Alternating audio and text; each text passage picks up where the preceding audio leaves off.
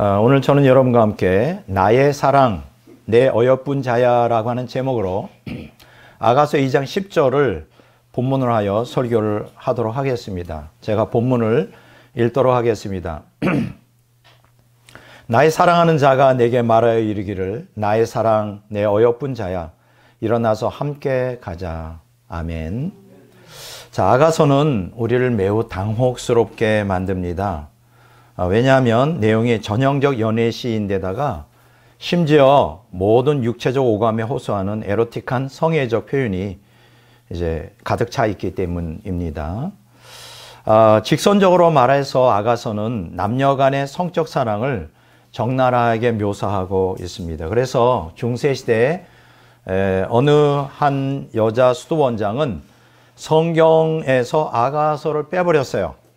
이건 너무 음란한 내용이다 해서 이제 아가서를 빼버렸다고 합니다.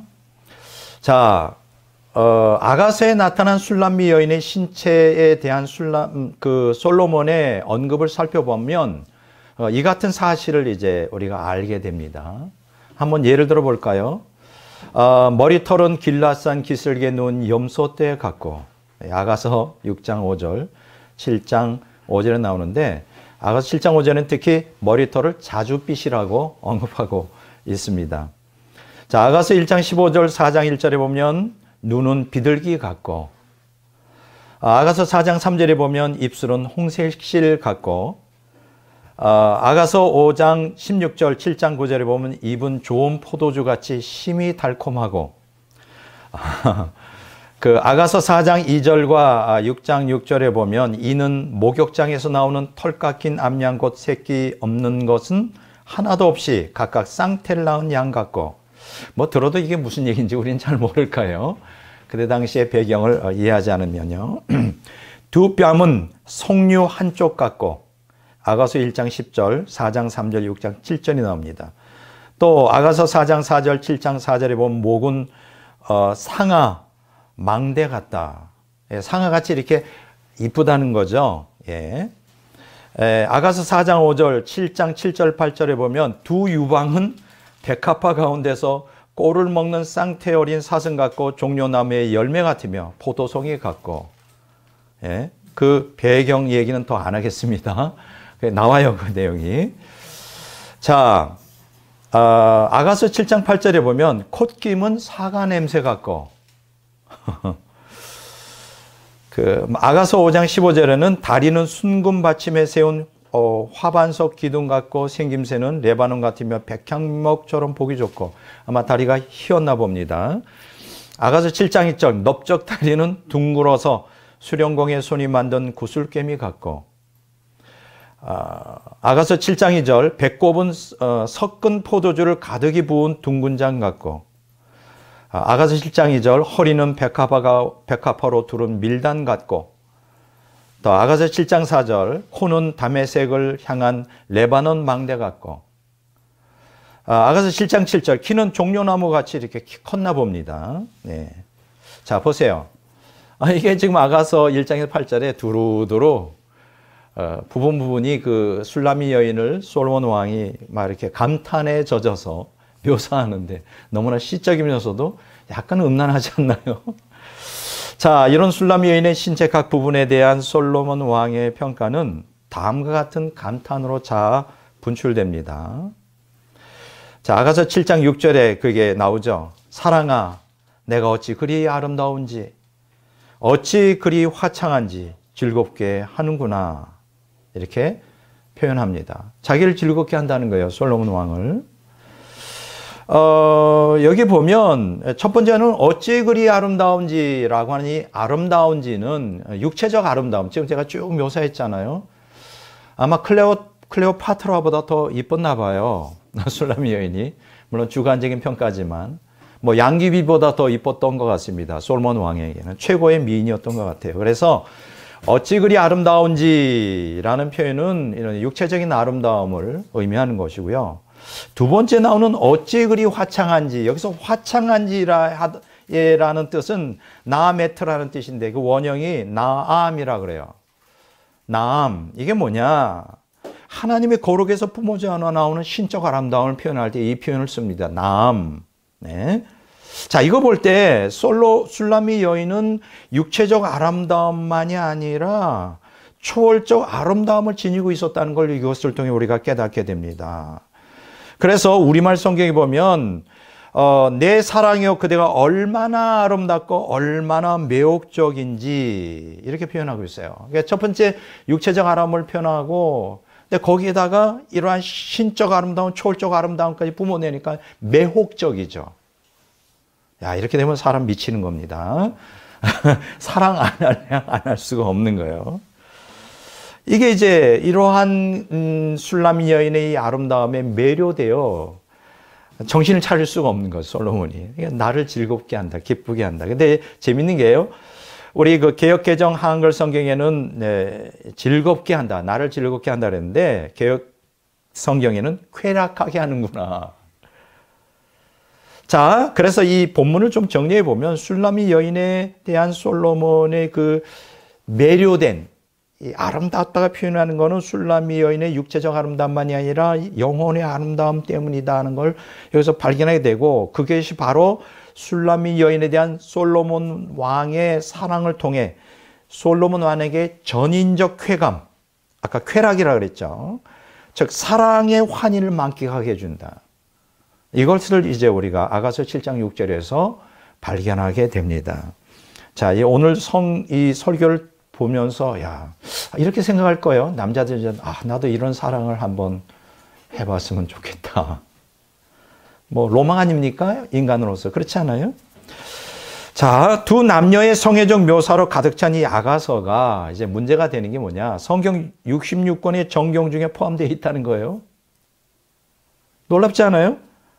그것은 하나님의 주권적 섭리에 따른 것이라고 저는 믿습니다. 그래서 유대교의 전승 문헌인 미시나에 보면 아가서의 전경적 권위를 의심하는 랍비 요새에게 랍비 아키바가 다음과 같이 얘기를 합니다. 모든 성경이 거룩하지만 아가서는 그 중에서도 가장 거룩하다. 놀랍죠? 아가서를 부를 때 세속적인 노래로 취급해 버리는 사람들은 다가올 세상에서 제외될 것이다. 그러니까는 이 아가서를 그 성에 가득 찬 어떤 남녀 간의 육체적 사랑함을 보지 말라는 거예요. 그 배후에 있는 구속사적인 의미를 파악하라는 거죠. 그래서 아키바 랍비는 그걸 본 거예요. 문자적 의미 배후에 있는 구속적 의미를 파악하고 있었던 것입니다. 그렇지 않고요. 어떻게 이 육체적 성애로 성적 사랑으로 가득 찬 이 아가서가 어떻게 성경에 이렇게 편입될 수가 있었겠어요. 자, 아가서는 이스라엘 절기 중에 무교절 기간 중 제8일에 낭독되었어요. 1장부터 8장까지. 지금도 그렇습니다. 지금도 낭독해요. 야, 놀랍습니다.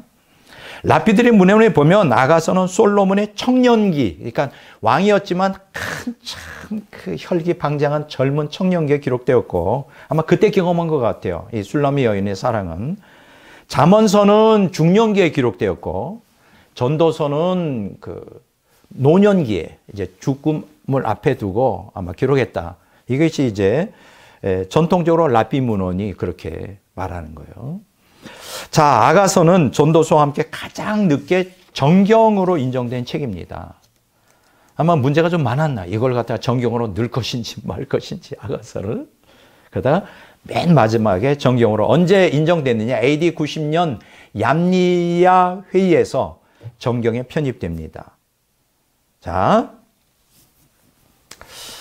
우리가 여기서 이 아가서를 어떻게 볼 것이냐. 그냥 단순히 문자적이 아니라 우리가 뭐라 그랬죠? 구속적 의미를 갖고 있다 그랬죠. 그러면 이 아가서를 어떻게 해석하여 은혜가 될까? 이거는 풍류적 해석법이 아닌 모형적 해석법을 따라야 됩니다. 뭐라고요? 풍류적 해석법이 아닌 모형적 해석법을 따르라.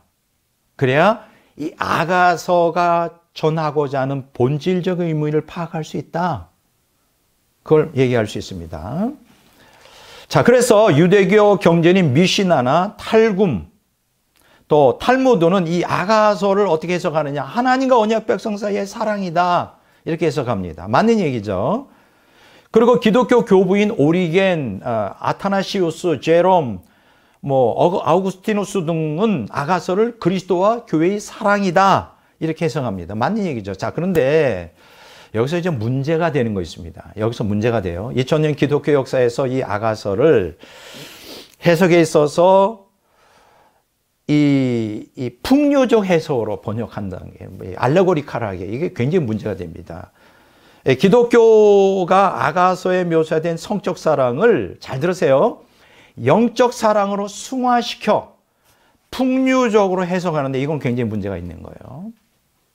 아마 이 문제에 대해서는 신학자들이 다루지 못하고 있는 거예요. 근데 굉장히 중요한 얘기를 오늘 제가 하겠습니다. 자, 그러면 이 풍류적 해석법이 왜 문제가 되느냐? 이거는 신플라톤 철학에 근거한 거예요. 이교주의가 이렇게 어떤 문자 이면에 있는 영해를 한다 그래서 이렇게 엉뚱하게 해석하는데 이게 신플라톤 철학에 근거해요. 그러니까 여러분 초기 교부들 특히 아우구스티누스는 신플라톤 철학에 완전히 찌든 사람이기 때문에 아가서를 그렇게 해석했단 말이죠. 잘 들어보십시오. 중요한 얘기를 지금부터 합니다. 성경은 식욕과 성욕을 죄악시하지 않습니다. 디모데전서 4장 3절에도 그것에 대해 바울 서다가 다시 언급하고 있어요. 그러면 성욕을 원조의 근원으로 규정한 최초의 기독교 신학자가 누구냐? 바로 아우구스티누스였어요. 사람이 원죄, 그게 성적 타락에서 오는 것이다. 그러니까 아담과 하와가 따먹은 선악과가 바로 성적인 죄라는 거예요. 이건 좀 말도 안 되는 거야. 이건 신플라톤에서 가르치는 알레고리칼 인터프리테이션, 풍류적 해석에 의한 거예요. 이건 말도 안 되는 겁니다. 이러한 아구스티누스의 견해를 따라 2000년 기독교 역사는 어떻게 되냐? 그 후로 기독교는 성적 사랑을 배척하고 영적 사랑만을 성경적이라고 주장하기 시작한 거예요. 그리고 그러한 관점으로 아가서도 그렇게 해석하기 시작한 것입니다. 여러분, 그런데 성경은 절대로 성적 욕구나 성적 쾌락을 죄라고 말하지 않습니다. 성경의 가르침을 따라 그래서 유대교는 남녀 간의 성적 욕구와 성적 쾌락을 부정한 것으로 보지 않았어요. 지금 기독교는 그렇게 안 보고 있죠. 유대교와 다른 거예요. 그게 성경적이지 않은 거예요. 왜냐하면 성적 욕구와 성적 쾌락을 주신 분은 누구예요? 사탄으로부터 왔나요? 아니요. 하나님이 주신 거예요. 하나님이 주신 거예요. 아마 오늘 이 설교 들으면서 머리에서 지진이 일어날지 모릅니다. 왜냐하면 성경적으로 가르침을 제가 하기 때문에. 다만 여기서 문제가 되는 것은 성적 욕구와 성적 쾌락이 하나님을 대신할 때, 하나님을 대신하여 그것이 나의 신이 될 때 왜곡되고 그게 죄가 되는 거예요. 성적 욕구나 성적 쾌락 자체가 죄가 아닙니다.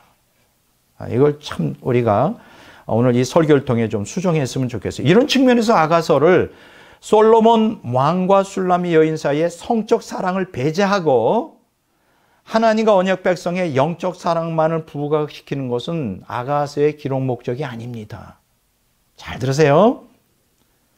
왜냐하면 인간은 영의 사랑과 몸의 사랑 등 전인적 사랑이 충돌될 때만 완전한 환희를 경험하게 돼 있어요. 하나님 그렇게 만들었어요. 이렇게 인간을 창조하신 하나님은 언약 백성의 영혼과만 생명연합을 하려고 하지 않고요. 언약 백성의 몸과도 생명연합을 하나님은 추구하십니다. 그래서 하나님은 언약 백성의 몸과 완전한 생명연합을 하기 위하여 궁극적으로 부활체를 주시고자 하는 거예요. 이걸 아십니까, 여러분? 많은 기독교인들이 겉으로는 드러내지 않습니다. 이게 점잖은 말이 아니기 때문에 저분은 좀 육적이야. 육적이야. 이렇게 그런 비난을 받을까 봐 드러내지 않지만 은근히 이 땅에서의 삶보다 천국에서의 삶이 아주 고루하고 지루하지 않겠는가. 왜냐하면 욕구 충족에 불만족스럽지 않을까 굉장히 우려하고 있어요. 사실 많은 기독교인들이 말은 안 합니다. 어느 신학자도 이 문제를 다루지 않아요. 왜냐하면 이제 육적이다, 세속적이다는 비난을 받을까 봐 두려워서. 그들은 어떻게 생각하냐? 이 땅에서는 남녀 간의 성적 욕구와 성적 쾌락을 누렸는데 천국에서는 남녀 간의 성적 사랑은 배제되고 하나님과 구속받은 성도 간의 영적 선함만 존재한다고 생각하기 때문에 이 땅에서 누렸던 육적 행복을 박탈당할 거라는 두려움이 내가 생각할 때는 대다수의 성도들을 사로잡고 있어요. 아닌가요? 아니라고 생각한다면 여러분은 인간이 아니라고 난 생각합니다. 말은 못하지만. 그런데 이런 오해가 기독교인들로 하여금 어떻게 하죠? 하나님과의 생명연합과 천국에 대한 불타는 갈망을 감소시켜버렸어요. 그렇지 않나요? 천국 가면 좀 지루할 거야. 단조할 거야. 뭐 이런 두려움이 있습니다. 예. 그래서 하나님의 생명연합이나 이 천국에 대한 갈망이 얼마나 좋은 건지 이제 제가 그 내용을 오늘 얘기할 거예요. 조금 뭐 깊이 얘기할 시간이 없습니다만은 그러면 달라질 거예요, 여러분들이. 천국에 대한 하나님 생명의 연합이 어떠한 차원인지.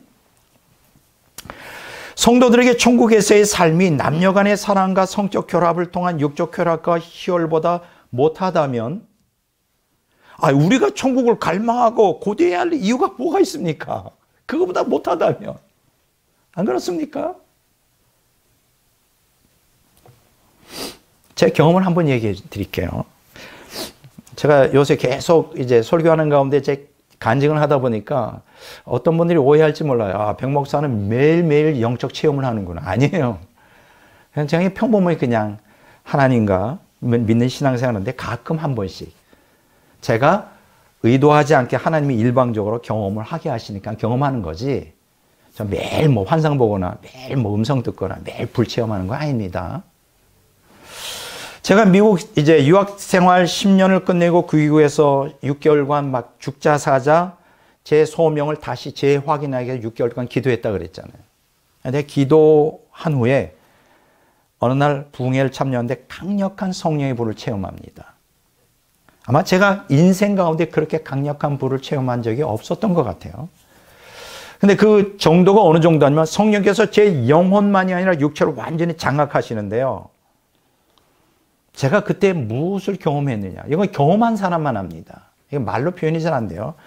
제가 어떤 걸 경험했느냐면 남녀 간의 성적 결합을 통한 육체적 쾌락과 행복과는 비교도 되지 않을 정도로 영혼과 육체의 초월적 쾌락과 행복을 지속적으로 경험했어요.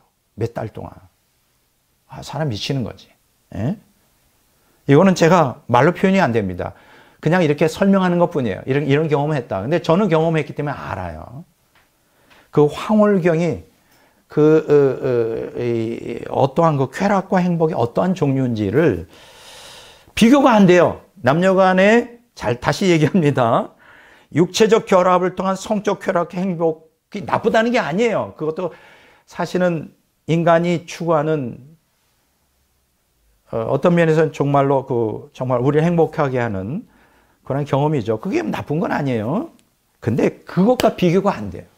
제가 경험한 그 하나님의 성령이 불임하면서 내 영혼과 육체를 완전히 장악해 버리는데, 완전히 침투해 버리는데, 완전히 밀려오는데, 나를 점령하는데 비교가 안 돼요. 초월적 쾌락과 행복이에요. 그림자에 불과해요. 이 세상이 누리는 쾌락과 행복은. 제가 그때 그걸 경험했습니다. 그래서 저는 알아요. 그 행복이 뭔지. 장차 부활체로 변화된 성도가 천국에서 삼일체 하나님과 온전히 생명연합되었을 때 남자와 여자로 구성된 한 몸이는 그리스도의 몸. 천국 성도들이죠. 그들이 전인격적인 초월적 쾌락 행복을 통한 신적 환희를 영원히 누리게 될 거예요. 왜냐하면 제가 이 땅에서 맛을 보았기 때문에. 맛을 보았어요. 그래서 제가 그것이 얼마나 놀라운 행복인지를 압니다. 그래서 오늘 이 설교를 통해 천국에 가는 걸 두려워하지 않았으면 좋겠어요. 너무 모노톤하지 않냐? 너무 단조하지 않을까? 절대 그렇지 않습니다. 자, 오늘 설교 제목을 저는 참 로맨틱한 내용을 했죠. 나의 사랑, 내 어여쁜 자야. 이게 뭐 마치 그 연인인끼리 서로 연애 편지할 때 주고받을 수 있는 그게 이제 아가서에 나와요. 제가 오늘 이 나의 사랑, 내 어여쁜 자야로 정한 이유가 있어요. 그냥 나온 내용이 아닙니다. 7년 전에 제가 아가서 1장을 이제 읽고 있는데 갑자기 성경, 읽고 있는 성경에서 글자가 이렇게 튀어나오는 거예요, 서서히. 근데 그 글자가 튀어나오면서 소리도 같이 들리는데 그 글자가 뭐냐면 크리스탈이에요. 이것도 말로 표현이 안 됩니다. 크리스탈, 여러분 알죠? 수정, 크리스탈 하면 뭐예요? 맑은 거죠. 투명하고 맑은 거. 근데 글자가 글자가 이렇게 튀어나오는데 소리도 함께 나와요. 그걸 제가 뭐라고 표현해야 될까? 청하다 그럴까? 어쨌든 청이에요. 맑을 청. 맑은, 그것도 초월적인 것이죠. 어떻게 글자에서 그게 글자가 이렇게 튀어나오는데 무슨 글자가 나오느냐? 나의 사랑 내 어여쁜 자야라고는 글자가 튀어나오면서 소리가 들린다고 그러네. 영에. 특이한 체험을 했습니다. 나의 사랑 내 어여쁜 자야. 근데 이 크리스탈 글자로 이렇게 투명하게 나한테 소리가 들리는데 그때 두 가지를 제가 굉장히 충격적으로 받아들여져요. 첫째는 성경 하나님 말씀이라는 건 제가 누누이 알고 성경을 통해 하나님 말씀하신다는 뭐 제가 가르치기도 했지만 실제적으로 제가 경험을 한 거예요. 아, 성경이 하나님 말씀인데 성경을 통해서도 하나님이 말씀하시는구나. 뭐 우리가 내주하시는 성령의 음성도 제가 들어봤고 뭐 성부 성자의 음성도 다 들어봤는데 이건 특이한 경우에 성경. 그래서 성경을 우리가 몰입을 해야 되는 이게 하나님의 말씀이에요. 하나님께서 성경을 통해 우리에게 말씀하시니까. 어떤 경우에는 제가 어떤 그 일들을 결정해야 될 때 제가 그 과거에 읽었던 성경 말씀이 자꾸만 이게 들리는 거야. 하루 종일. 구하는 자에게 거절하지 마라. 구하는 자에게 거절하지 마라. 제가 권리가 있는 그 어마어마한 큰 돈인데 어떤 분이 그거를 달라는 거예요. 뭐 자세한 내용은 하지 않습니다. 근데 하루 종일 그 음성이 들리는 게 성경이 나오잖아요. 그 산상수훈에 구하는 자에게 거절하지 말라. 이런 경우도 있고요. 말씀을 읽을 때 이게 말씀이 저는 처음 경험해 봤어요. 아, 그래서 첫 번째 깨달은 게 뭐냐? 이 하나님 말씀이 살아있구나. 이렇게 말씀을 통해 들을 수 있구나. 이걸 깨달았고, 또 한 가지 제가 충격받은 사실은, 물론 과거에, 성령이 내 안에서 내가 너를 사랑한다는 음성은 제가, 들었죠. 2번이나. 그런데, 아가서를 읽는데, 나의 사랑 내 어여쁜 자, 이게 누가게 한 얘기예요. 솔로몬 왕이 술라미 여인을 너무너무 사랑하면서 그렇게 고백한 건데 그 얘기를 하나님이 나한테 하신단 말이에요. 그래서 내가 좀 의아했어요. 나는 그렇게 하나님의 사랑을 솔로몬 왕이 술라미 여인을 사랑하듯이 그런 사랑을 받을 만한 사람이 없다고 생각하고 그냥 물론 하나님이 사랑하지만 나를 그런데 나의 사랑 내 어여쁜 자 굉장히 당혹스럽더라고. 내가 그렇게 뭐 이쁜 사람도 아닐 텐데. 내 어여쁜 자야 하는 거예요. 말씀이 튀어나오면서. 그리고 굉장히 충격을 먹었습니다. 여기서 깨달은 게 있어요. 하나님이 나를 사랑한다고 우리가 생각하는 것보다 하나님은 그 이상으로 마치 솔로몬 왕이 술라미 여인을 사랑하는 것처럼 우리를 그렇게 사랑하시는구나. 여러분 아십니까? 여러분은 어떻게 생각하세요? 하나님이 여러분을 사랑한다. 여러분 다 알고 계시죠? 그런데 어떤 차원으로 사랑하느냐? 솔로몬 왕이 술라미 여인을 사랑하는 차원으로 사랑한다고. 목숨을 걸고 사랑해. 얼마나 사랑하는지. 그렇게 이쁘게 보신다고. 난 그걸 오늘 이 설교를 통해 깨달았으면 좋겠어요. 여러분 자신이 얼마나 존귀한 자고 하나님이 보시기에 솔로몬이 술라미 여인을 정말 사랑하듯이 그렇게 우리를 귀하게 이쁘게 보시고 사랑한다고. 나는 그때 그 사랑을 받을 만한 자격이 없다고 생각했는데 그 소리를 듣고 굉장히 좀 당황스러웠어요. 나의 사랑 내 어여쁜 자야, 어떻게 그런 얘기를 나한테 하냐고. 충격이었습니다. 그래서 오늘 설교 제목이 이거예요. 이거를 쓰고 보니까 그게 아가서 2장 10절에 있더라고요. 아가서 1장에 있는데 이 음성이 들렸거든요. 나중에 찾아봤더니 아가서 2장 10절에 나와. 2장 10절에서 4절까지 또 한 번 더 나오는데 아가서 2장 10절에서 14절까지는 솔로몬 왕이 슐라미 여인에 대한 사랑의 열정을 아주 가장 뚜렷하게 표현한 구절이에요. 한마디로.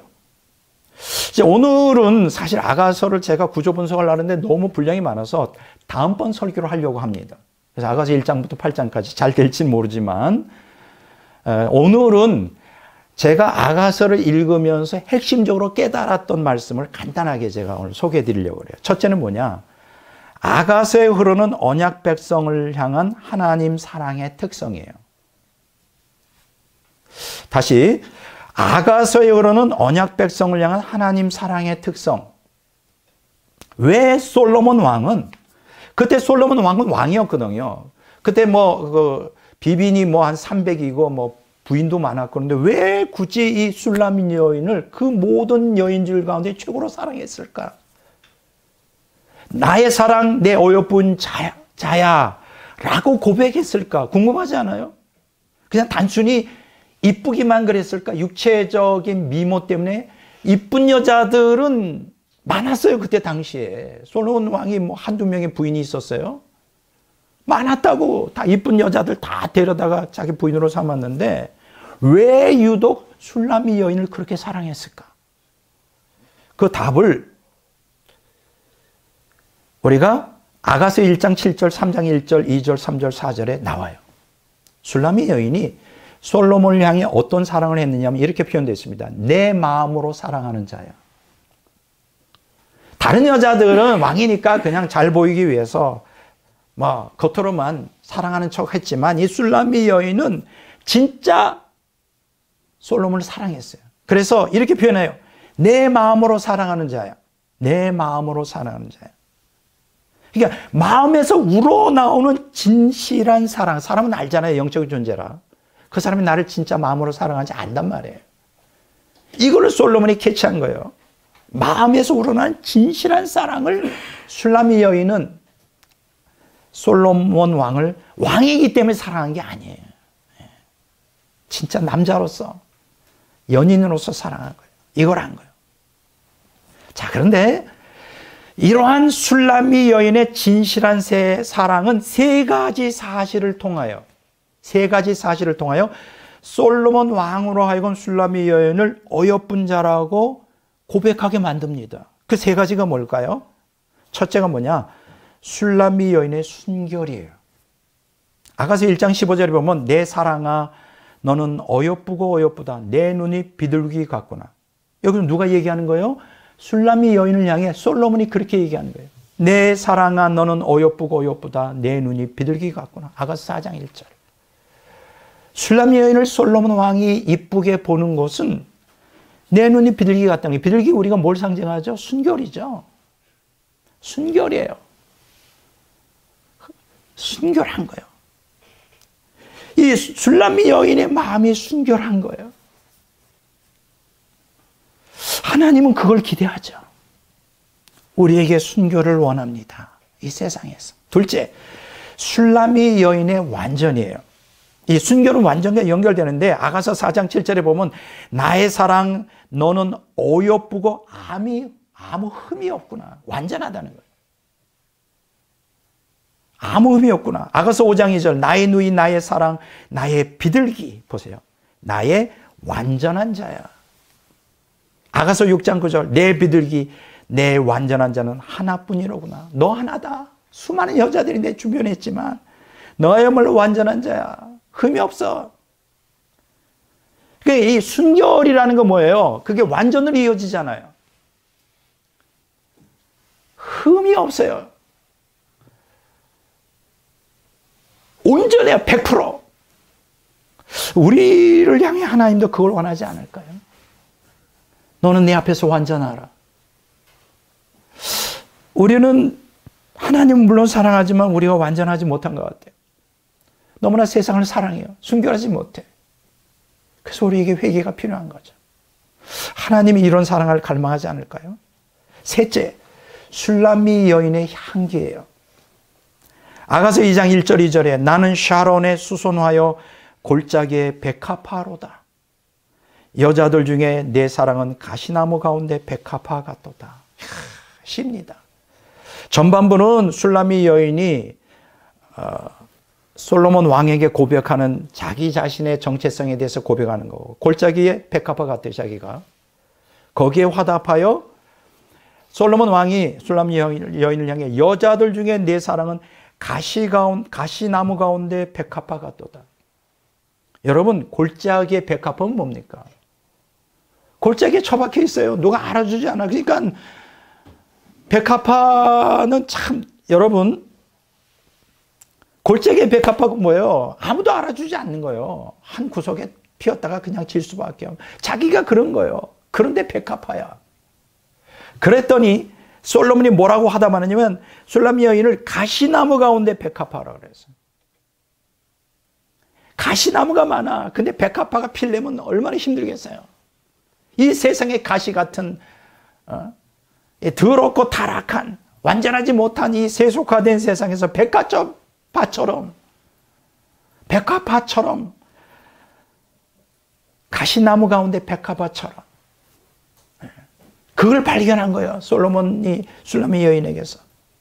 여러분, 백합화는 두 가지를 상징해요. 순결과 향기입니다. 그렇죠? 백합화가 깨끗하잖아요. 하얀 백합화, 순결을 상징해요.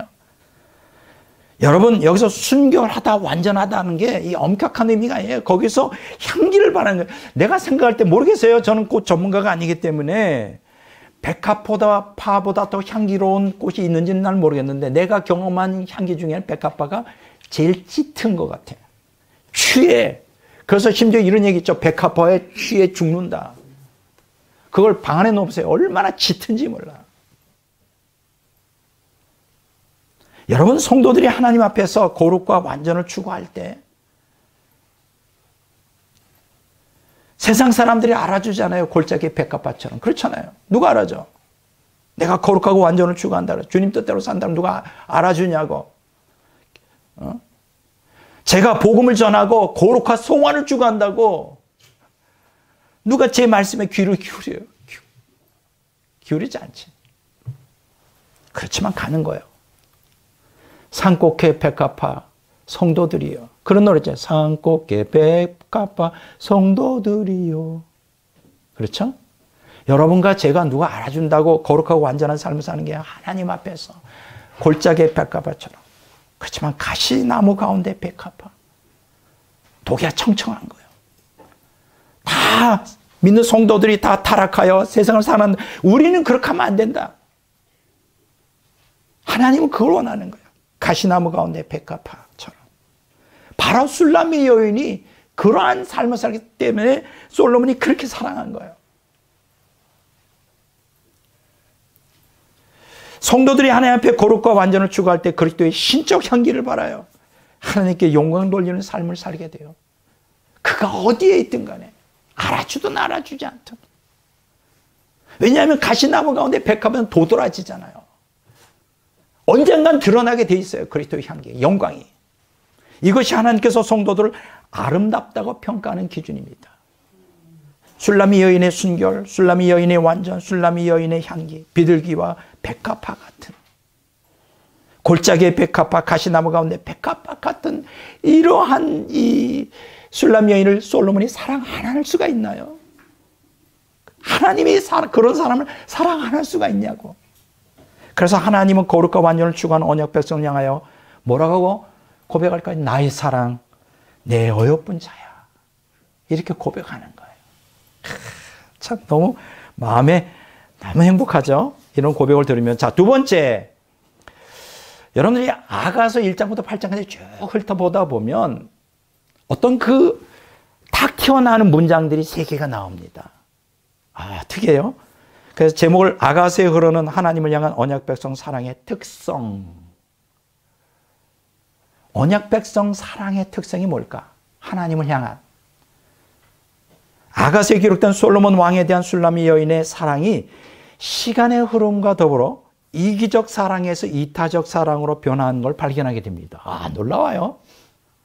세 구절이 나옵니다. 먼저 아가서 2장 16절에 보면 내 사랑하는 자는 내게 속하였고 나는 그에게 속하였도다. 물론 두 사람, 남녀 간의 사랑을 얘기하는데 제일 먼저 누가 먼저 나와? 자기가 먼저 나와. 그리고 사랑하는 상대는 그 다음에 나와. 내 사랑하는 자는 내게 속하. 너는 내 거야. 이게 먼저예요. 나는 네 거고. 이 고백을 통해 술람미 여인이 자기중심적 사랑을 표현하고 있는 거예요. 그러니까 처음에 술람미 여인이 솔로몬과 사랑할 때는 자기중심적 사랑으로 시작한 거예요. 너는 내 거야. 여러분, 솔로몬이 왕이지만 굉장히 매력적인 남자예요. 로맨틱한 남자. 아버지도 그렇잖아요. 아버지의 핏줄 이어받아 솔로몬은 절정이에요. 여자들이 다 좋아해. 시를 잘 쓰지. 다윗도 그랬어요. 철학적인, 여러분, 잠언설 보세요. 전도설 보세요. 이 아가서는 문학 중에 문학이에요. 에로 문화? 어쨌든 다윗도 그랬지만 다윗도 참 여자들이 좋아하는 성품인데 여자들 마음 잘 끌어. 솔로몬은 그 절정이지. 아버지의 핏줄을 이어받아서. 바세바, 엄마 바세바 또 보통 아니죠. 남자 크는데. 그 다윗과 바세바에서 태어난 그 솔로몬이 절정이지. 자, 그런데 보세요. 그러니 이 술람미 여인이 반할 수밖에 없죠.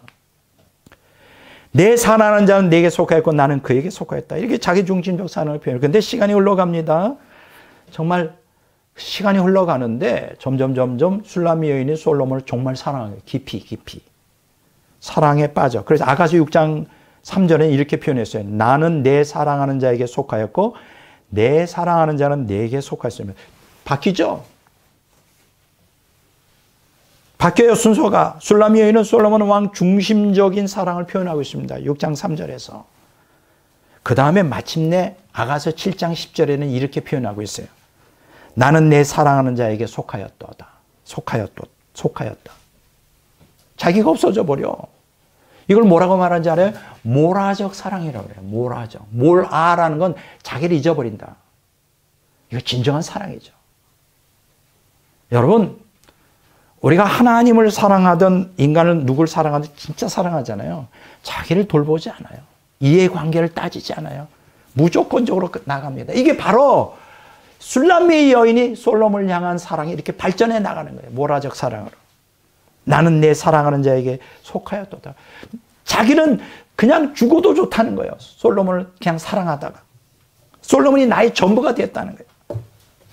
자신을 온전히 솔로몬 왕에게 내어줘 전적으로 헌신하는 모라적 사랑을 이 구절에서 표현하고 있는 거예요. 이와 마찬가지 아닙니까? 여러분, 우리가 처음에 예수를 믿을 때는 자꾸만 조건을 걸어. 하나님은 은혜를 주시기 때문에, 하나님은 은사를 보여주기 때문에, 하나님은 복을 주시기 때문에 사랑하고, 그건 유아기적인 사랑이에요. 그게 나쁘다는 건 아니에요. 그렇게라도 사랑하면 좋은데, 근데 우리가 그리스도를 깊이 알고 사랑하기 시작하잖아요. 그런데 조건이 없어져 버려요. 무조건적으로 그냥 주가 전부가 되고, 내가 환난을 당해 고난을 당하든 내가 환경적인 어려움을 당하도 그냥 감사해. 아무 조건이 없어져요. 이게 사랑이에요. 하나님은 이런 사랑을 원하잖아요. 그리스도를 향한 사랑이 깊어져 완전해질수록 우리는 그리스도를 향하여 모라적 사랑을 하게 된다는 거예요. 이 모라적 사랑의 특징이 뭡니까? 상대에게 아무 대가를 바라지 않는 게 무조건적이에요. 그냥 사랑하는 거야.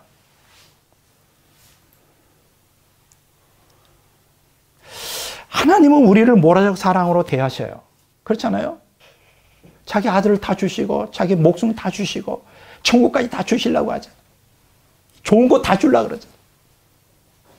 그러면 하나님 역시 언약 백성에게 이러한 모라적 사랑을 기대하신다는 걸 기억하십시오. 하나님도 그런 사랑을 받고 싶은 거예요. 모라적 사랑을 받고 싶은 거야. 그런 사람을 찾고 있는 거야. 근데 그런 사람이 많지는 않지. 조건 없는 사랑. 여러분, 사탄은 대다수 하나님 믿는 언약 백성이 무조건적인 사랑을 안 한다는 걸 알아요. 그래서 사탄이 욥을 시험할 때 이런 얘기를 하죠. 욥이 참 하나님 앞에 거룩하게 살고 하나님을 끔찍이 사랑하니까 사탄이 이런 내기를 합니다. 욥기 1장 9절 10절에 사탄이 여호와께 대답하여 이르되 욥이 어찌 까닭 없이 하나님을 경외하리이까. 어찌 까닭 없이 경외하리이까. 그의 모든 소유물을 치소서 그리하시면 틀림없이 주를 위하여 욕하지 않겠나이까. 보세요. 보통 기독교인, 보통 하나님 믿는 사람들은 고난이 올 때 어떤 사람들이 심지어 이제 나 예수 안 믿는다고. 그런 사람 많아요. 그런 그 유아기적인 신앙에 빠져 있으면 안 돼. 괴로우나 즐거우나 주님을 사랑하고 절대적인 하나님의 주권적 섭리를 믿으면서 어려움이 올 때, 고난이 올 때, 거기도 하나님의 깊은 사랑이 있구나. 받아들여야지.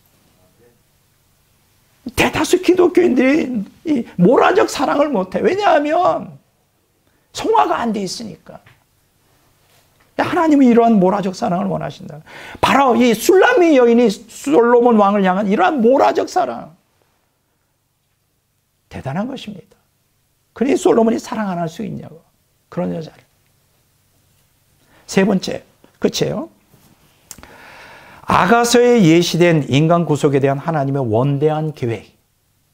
자, 우리는 지금 아가서를 통하여 두 가지 측면에서 조금 간단하게 설명을 좀 했어요.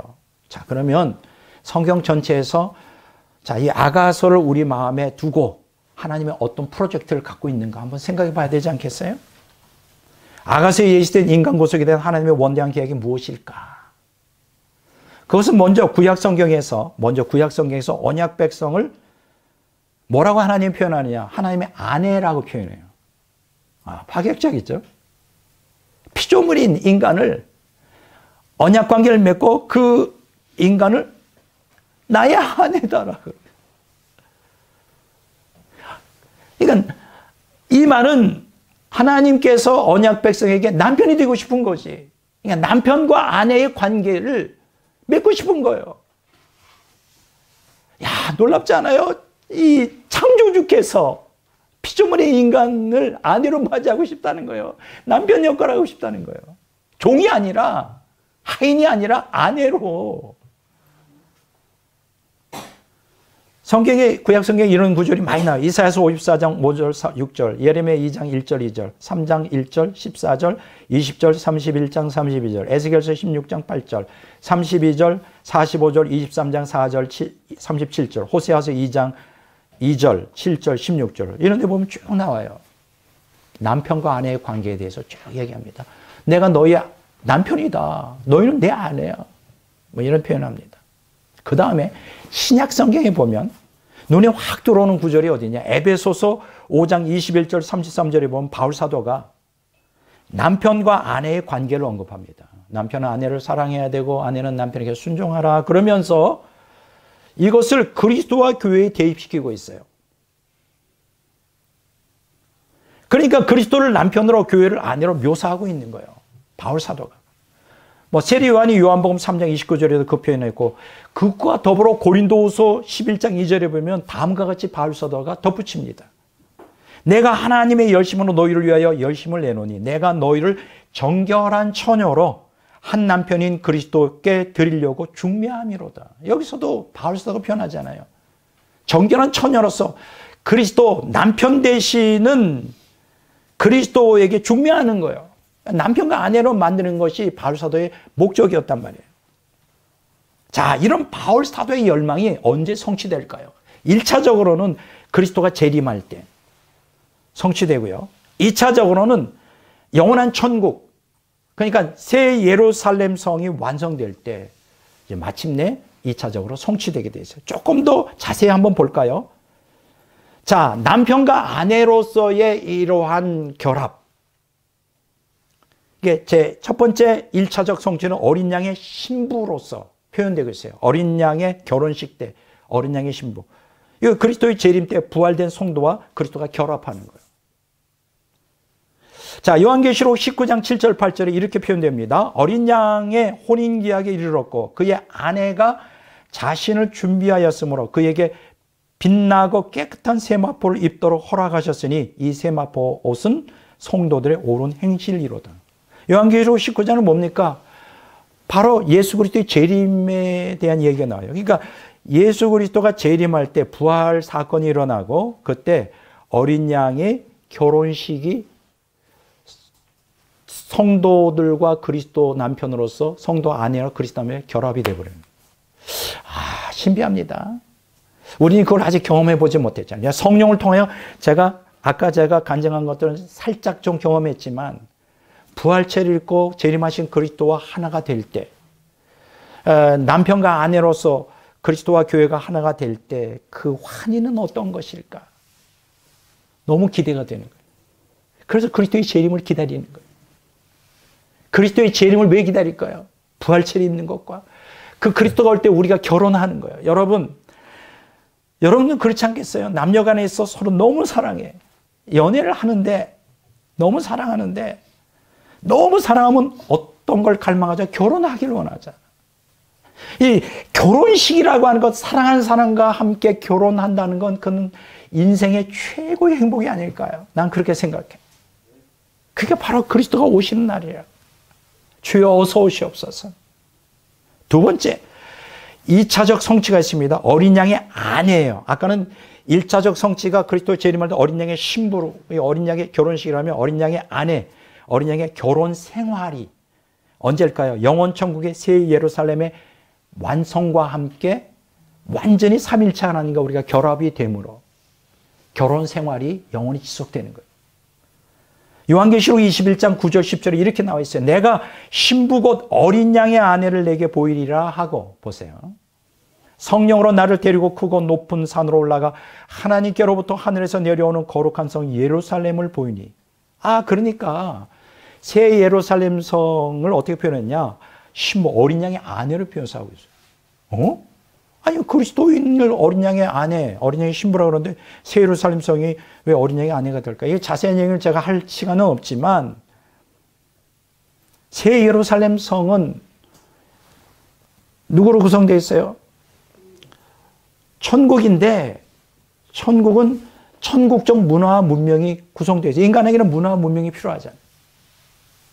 이 자세한 내용을 여기서 할 수 있어요. 부활체를 입고 천국과 문화 문명과 결합된 그걸 통하여 우리는 우리가 생명나무도 먹고 생명수를 마시면서 하나님의 생명을 불려받고 직접 하늘의 보좌로부터 흘러내려오는 하나님의 생명과 연합되는데 거기서 완전한 어린 양의 아내로서 결혼 생활을 하는 거예요. 예? 자세한 얘기를 좀 하고 싶은데 시간이 없네요. 히브리서 12장 2절에 이런 말씀이 있어요. 믿음의 주요 또 온전케 하시는 이인 예수를 바라보자. 그는 그 앞에 있는 기쁨을 위하여 십자가를 참으사 부끄러움을 개의치 아니하시더니 하나님 보좌 우편에 앉으셨느니라. 여러분들 이 구절 읽을 때 어떤 걸 얘기합니다? 예수님께서 그 앞에 있는 기쁨을 위하여 십자가를 참으사 부끄러움을 개의치 않았다고 했어요. 무엇이 그리스도로 하여금 십자가의 그 고난, 그 온갖 수치, 그걸 참게 했을까? 여기 보면 그 앞에 있는 기쁨 위해서. 그 앞에 있는 기쁨이 뭘까? 간단해요. 그 그리스도의 속죄와 구속사역을 통하여 신부를, 아내를 얻는 거예요. 그것 때문에 참으신 거예요, 고난. 그날을 기다리면서. 아내. 그리스도 성도들과 연합한 그 아내. 그 기쁨이 뭐냐? 삼일체 하나님과 언약 백성의 생명연합을 통한 결혼의 환희예요. 저는 그렇게 생각해요. 남녀가 너무 사랑하는 결혼식은 그 정말 행복의 절정이고 결혼 생활 역시 행복한 거죠. 근데 이 땅에서의 결혼 생활이 만만치가 않아요. 한때는 죽자 사자 사랑했던 사람도 내가 유튜브를 가끔 보면 재밌는 게 있어요. 두 남녀가 있어. 근데 엘리베이터를 타는데 결혼 초야. 아주 너무너무 그냥 신혼을. 그러니까 막 엘리베이터 둘이 딱 타면 둘이서 막 키스하고 막 손잡고 막 너무 좋아요. 이제 5년 지났어. 엘리베이터 타는데 각자 스마트폰 봐. 그때 사랑이 식어져가지고. 아주 재밌더라고요. 인간의 사랑은 이렇게 불완전한가 봐. 근데 하나님의 사랑은 그렇지가 않아요. 영속적이에요. 결혼의 환희 완전해요. 여러분 창세기 29장 20절에 보면 이런 재미있는 얘기가 있어요. 야곱이 라헬을 정말 사랑했어요. 근데 라헬을 위하여 7년 동안 이제 라반의 집에서 이제 아주 그냥 노동을 하고 참 섬겼는데 라헬을 사랑하기 때문에 7년을 며칠같이 여겼다 그랬어요. 며칠같이. 네, 성경에 보면 며칠같이. 아니 7년을 며칠까지. 이거 정말 대단한 거예요. 사랑의 힘이. 예수님이 그 모진 고난을 왜 겪으시고 그걸 인내하셨냐. 그 앞에 있는 기쁨 뭐예요? 사랑하는 아내를 얻는 거예요. 결혼의 환희를 누리고 싶은 거예요. 우리도 그렇지 않나요? 우리가 예수님 믿으면서 고난이 오고 힘든 일이 오고 참아야죠. 주님 오시는 그날 결혼식이 있을 거고 영원한 천국에서 결혼 생활을 할 텐데 그래서 주님을 기다리는 거 아니에요. 부활의 날을 기다리는 거예요. 영원한 천국이 도래하기를 기다리는 거 아니냐 말이에요. 끝맺는 말을 하겠습니다. 오늘 설교를 통해 아가서에 기록된 솔로몬과 술라미 여인의 사랑 이야기를 통하여 여러분은 무엇을 알게 되었습니까? 묻고 싶어요. 여러분은 아가서에 기록된 두 남녀처럼 사랑의 환희를 누리고 싶지 않나요? 아마 인간이라면 이런 로망이 있을 거예요. 이런 꿈이 있을 거예요. 나도 그런 사랑 한번 해보고 싶다. 아가서는 모형적 해석법에 따르면 하나님과 언약 백성 사이에 사랑을 교훈하고 있어요. 아가서는 솔로몬 왕과 술라미 여인의 사랑의 환희를 누린 것처럼 하나님의 언약 백성 역시 하나님을 온전히 사랑함으로 사랑의 환희를 누릴 수 있음을 가르치고 있습니다. 이러한 초월적이며 신적인 사랑의 환희는 이 땅에서 성도들이 거룩해지는 만큼 부분적으로 경험합니다. 제가 한번 경험했다고 그랬죠. 엄청난 그 환희를. 성도들이 그리스도의 재림과 더불어 부활체를 입고 어린 양의 신부로서 그리스도와 결혼할 때 또 깊이 누리게 됩니다. 그리고 영원 천국에서 새 예루살렘 성의 완성과 더불어 어린 양의 아내로서 그리스도와 결혼 생활할 때 영원히 사랑의 환희를 누리게 될 거예요. 나는 오늘 이 설교를 듣는 여러분들이 하나님의 생명연합, 영원한 천국을 갈망했으면 좋겠어요. 이 땅에 있는 모든 건 다 불완전해요. 그렇다고 그것이 가치가 없다는 건 아니에요. 남녀 간의 사랑도 너무 고귀하고 너무 귀하고 너무 귀합니다. 그걸 나는 평가절하 하지 않습니다. 그러나 그건 불완전해. 그렇지만 우리에게는 영원한 행복, 영원한 사랑의 환희가 기다리고 있어요. 이 땅에서도 그걸 누릴 수 있어요. 주님이 오시는 그날에 또 그 영원한 누림이 시작돼요. 영원한 삼일체 하나님과의 연합을 통한 사랑의 환희, 결혼의 환희를 우리는 영원히 누리게 됩니다. 나는 그게 너무 좋아요. 그게 하나의 픽션이 아니라 사실이라는 게 좋아요. 나는 정말 예수를 잘 믿었다. 잘 믿어야 되겠구나. 정말 잘 믿어야 되겠다. 신랑 되신 예수님을 정말 사랑해야 되겠다. 술라미 여인처럼. 이런 마음이 생기지 않나요? 나는 이 설교를 통해 저와 여러분들이 이러한 깊은 나의 사랑, 내 어여쁜 자야라고 하는 고백을 날마다 주님으로부터 듣는 또 그러한 관계를 이 땅에서 술라미 여인과 솔로몬 왕의 사랑과 같은 사랑을 이 땅에서 그리스도와 하기를 주 이름으로 축원합니다.